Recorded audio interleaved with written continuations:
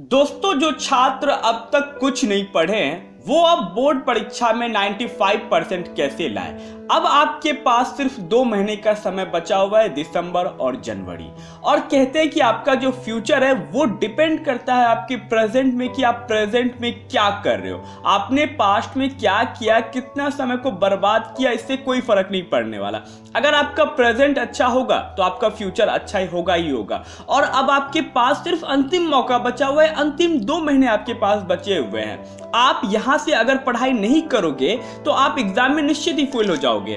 तो आपको इस 2 महीने में पढ़ना ही होगा, किसी भी हालत में आपको मेहनत करनी होगी, आलस को छोड़ना ही होगा।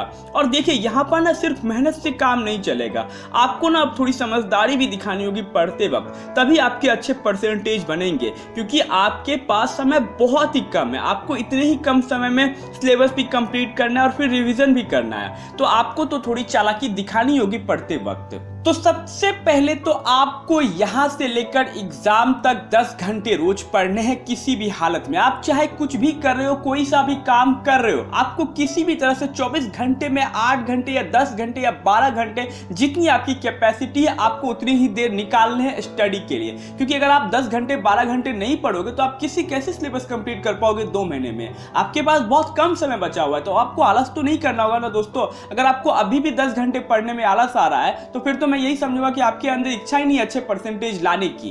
तो आपको तो किसी भी हालत में पढ़ना होगा। और आपको मैं ये कहने की जरूरत ही नहीं है, आपके अंदर खुद अवेयरनेस होनी चाहिए कि अब मुझे 10 घंटे 12 घंटे 15 घंटे पढ़ने, जितना भी देर लगे, लेकिन मुझे किसी भी हालत में ये 2 महीने में सिलेबस कंप्लीट करना है। लेकिन देखिए, अब आपको ना ये 10 घंटे आपको ढंग से यूटिलाइज करने हैं दिन के। अगर आप दिन के 10 घंटे या 12 घंटे पढ़ रहे हो तो उसको आपको सही ढंग से पढ़ना होगा। उसमें ये नहीं कि आप कुछ भी पढ़ रहे हो, आपको एक प्रॉपर प्लानिंग करके पढ़नी होगी। तो अब आपको मैं बताऊंगा कि आप दिन में जितनी भी देर पढ़ रहे हो उसको आपको किस तरह से यूज करना है। तो देखिए, जो मुश्किल सब्जेक्ट है उसको आप अधिक समय दें, और जो इजी सब्जेक्ट है, जिस पर आपकी पकड़ मजबूत है, जिसे लगता है कि यार इसे तो मैं कभी भी कंप्लीट कर लूंगा, उसे आप थोड़ा कम समय दें। लेकिन सबको रोज समय दें, क्योंकि आपको यहां से लेकर के एग्जाम तक रोज सभी सब्जेक्ट को पढ़ाई करनी होगी। क्योंकि अगर आप एक भी सब्जेक्ट को सोचोगे कि मैं अगर बाद में इसे पढ़ लूंगा, तो क्या पता वही आपके कम परसेंटेज की वजह बन जाए या फेल होने की भी वजह बन जाए। तो ये गलती आपको नहीं करनी है दोस्तों। यहां से लेकर के एग्जाम तक आपको हर एक सब्जेक्ट को पढ़ना है, चाहे आप आधा ही घंटा क्यों ना समय दे, लेकिन आपको आधा घंटा भी समय देना है हर सब्जेक्ट को।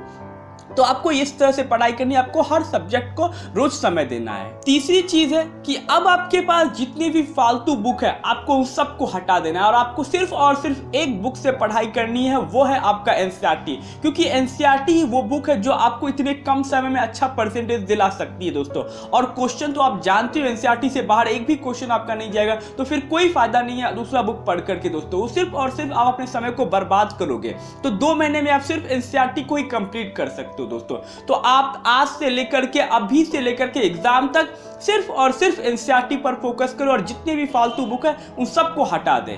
फोर्थ पॉइंट है कि आप प्रीवियस ईयर पेपर को जरूर सॉल्व करना, क्योंकि प्रीवियस ईयर पेपर आपको कम समय में बहुत अच्छा मार्क्स दिला सकती है। प्रीवियस ईयर पेपर आपको ये बताएगी कि ये इंपॉर्टेंट टॉपिक है, तुम सिर्फ इस टॉपिक पर फोकस करो, ये तुम्हें अच्छे परसेंटेज लाके देगी।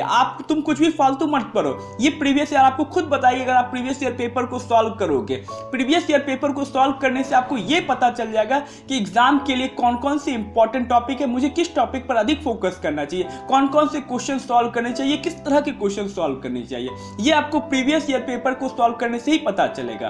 तो आप प्रीवियस ईयर पेपर को निश्चित सॉल्व करना, ये आपको बहुत अच्छा परसेंटेज दिलाने में आपकी बहुत हेल्प करेगी। तो दोस्तों, अगर आप इस तरह से पढ़ाई करते हो तो आप अपना सिलेबस भी निश्चित कंप्लीट कर लोगे और बोर्ड एग्जाम में अच्छा परसेंटेज भी लेकर के आओगे। तो आपको इस तरह से पढ़ाई करनी है, जैसे जैसे मैंने आपको बताया उस टिप्स को आपको फॉलो करते चलना है। तो मैं उम्मीद करूंगा कि आपको वीडियो अच्छी लगी होगी। अगर आपको वीडियो अच्छी लगे तो वीडियो को लाइक जरूर कर देना और चैनल को प्लीज सब्सक्राइब कर ले और बेल आइकन को जरूर प्रेस कर लेना, ताकि जब भी हमारी कोई अगली वीडियो आए तो उसका नोटिफिकेशन आपको जल्द से जल्द मिल पाए।